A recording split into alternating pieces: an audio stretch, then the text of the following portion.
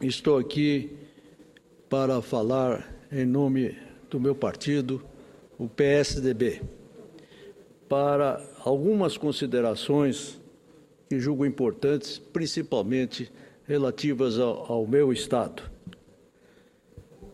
A política, senhor presidente, tem dessas coisas que soam incompreensíveis e justificam o descrédito da população para com os homens públicos que a executam.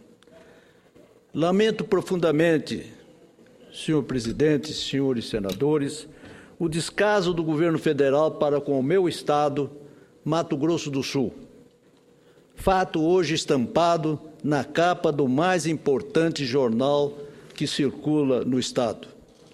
É o Correio do Estado, que traz a triste manchete, aspas, o governo federal desvia verba de obra em Mato Grosso do Sul para o Estado de Alagoas, fecha aspas. Fiquei estarrecido ao ver que 20 dos 29 milhões de reais já empenhados para a pavimentação da chamada estrada Passo do Curê, que liga as cidades fronteiriças, turísticas, aliás, de Jardim é Bonito, simplesmente desapareceram. Repito, excelências, simplesmente desapareceram. O estranho é que a obra está em execução desde agosto do ano passado. Há um ano, pois, o Ministério do Turismo já liberou, por meio de convênio, mais de 460 mil reais e o governo do Estado já gastou na obra 2 milhões de reais.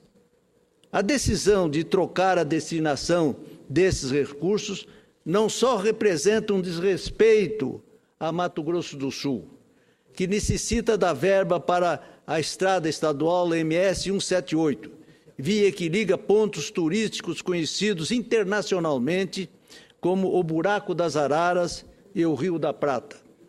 Como também destaca o desprestígio do governador do Estado junto à senhora Presidente da República, a quem o governador André Putinelli anuncia apoio. O fato dos recursos serem transferidos do meu Estado para o Estado de Alagoas, a meu ver, tem uma razão sintomática, porque prova que o PMDB de Mato Grosso do Sul não é tão recepcionado pela senhora Presidente quanto o é o PMDB de Alagoas. O governo Dilma precisa dar uma explicação convincente aos sul-mato-grossenses. Costumo dizer, senhor presidente, senhores senadores, que uma pessoa de bem nunca pode esquecer a palavra empenhada. No meu tempo, e é como penso até hoje, essa premissa era a regra, e o é, mais ainda, uma demonstração de caráter.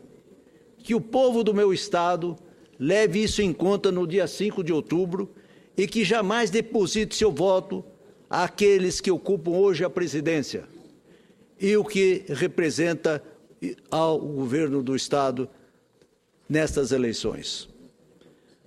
Além disso, senhor presidente, me cabe dizer aqui, com o mesmo sentido de revolta e de indignação, outra denúncia publicada por um dos outros órgãos importantes do meu Estado, e eu me refiro ao jornal O Estado, da nossa capital, Campo Grande, dando conta que equipamentos que seriam adquiridos com repasse de emendas parlamentares de recursos destinados ao Ministério da Saúde para o Hospital do Câncer Alfredo Albão da minha cidade, Campo Grande, estão sendo retidos, repito, excelências, estão sendo retidos depois que o diretor do hospital, o Dr. Carlos Coimbra, denunciou à Polícia Federal um pedido de propina para viabilizar os trâmites dos processos e a liberação dos recursos da emenda. Na época, e a imprensa nacional publicou, uma funcionária do Ministério, a senhora Roberlene Alves, foi presa em flagrante tentando extorquir do diretor do hospital a lhe repassar 150 mil reais. Tudo foi gravado, filmado pela Polícia Federal. Agora, parece que o hospital está sendo vítima de retaliação política por parte de setores do Ministério da Saúde, porque seu diretor agiu corretamente. Vejam, Excelência, o Brasil chegou ao fundo do poço. Estamos vivendo um estado de, quase que diria, kafkiano. O honesto é punido e o corrupto tem todos os benefícios da lei. Fomos informados que a senhora Roberlene está em liberdade e sua advogada declarou recentemente que o processo levará muitos anos para ser julgado, como se estivesse fazendo um deboche das instituições. Senhores senadores, lamento pelo Brasil, lamento pela saúde dos brasileiros, pelo estado de coisas que estamos verificando. Não é esse o governo que desejamos. Daí esse pedido, esse clamor de mudança que ecoa por todo o Brasil.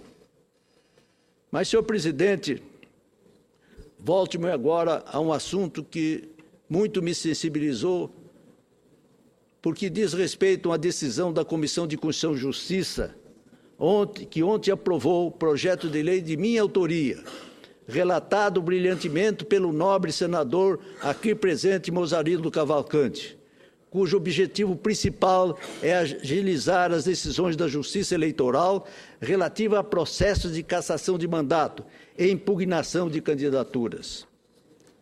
Excelências, estamos cansados de ver em todos os estados brasileiros casos de pessoas investidas no mandato eletivo que deveriam ter sido defenestrados da política, mas permanecem lá por causa da morosidade da Justiça Eleitoral. Muitas vezes, senhor senador Cacá Andrade, que nos ilustra presidindo nesse momento esta casa, a demora é tanta que o mandato se encerra, sem que os infindáveis recursos tenham sido decididos pelos tribunais. Isso é péssimo para o Brasil, para a democracia e para a credibilidade do processo eleitoral. Pois bem, senhores senadores, chocados com a quantidade de prefeitos e vereadores que tiveram suas candidaturas impugnadas nos últimos anos, decidi apresentar o PLS 384/2013 complementar.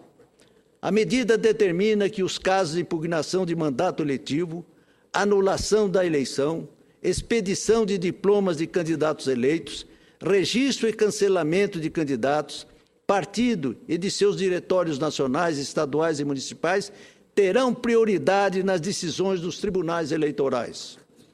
De acordo com o texto, o Tribunal Superior Eleitoral terá prazo máximo de 120 dias para julgar processos sobre o registro e cassação de registro de partidos políticos, de diretórios nacionais e de candidatos à presidência e à vice-presidência da República.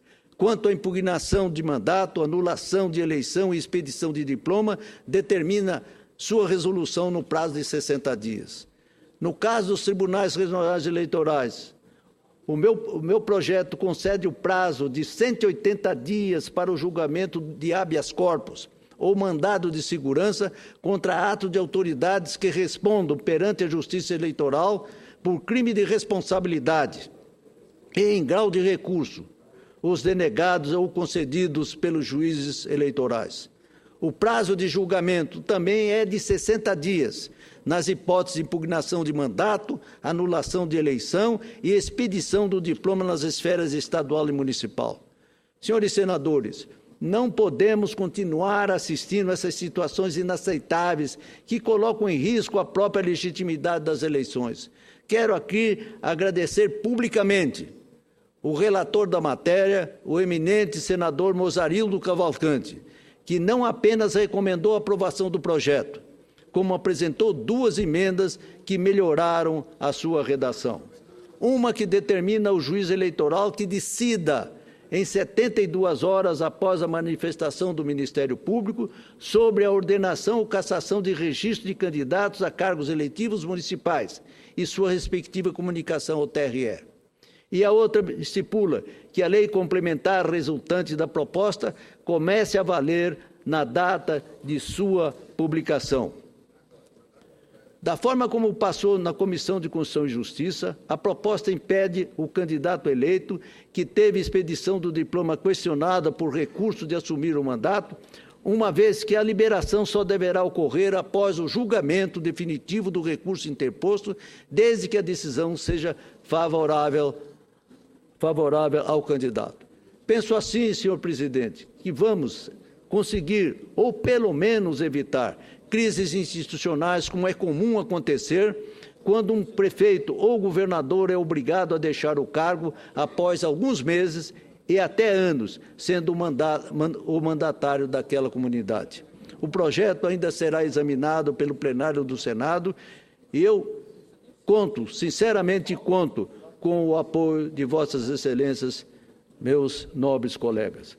Quero, mais uma vez aqui, publicamente, na presença do relator, o eminente senador Moraes Cavalcante, estender os meus agradecimentos pela acuidade que teve ao analisar o meu projeto, aprimorá-lo com as suas emendas, porque tenho certeza que esta medida venha ao encontro, inclusive, da pureza das eleições municipais, hoje, às vezes, maculada por deficiências da própria legislação.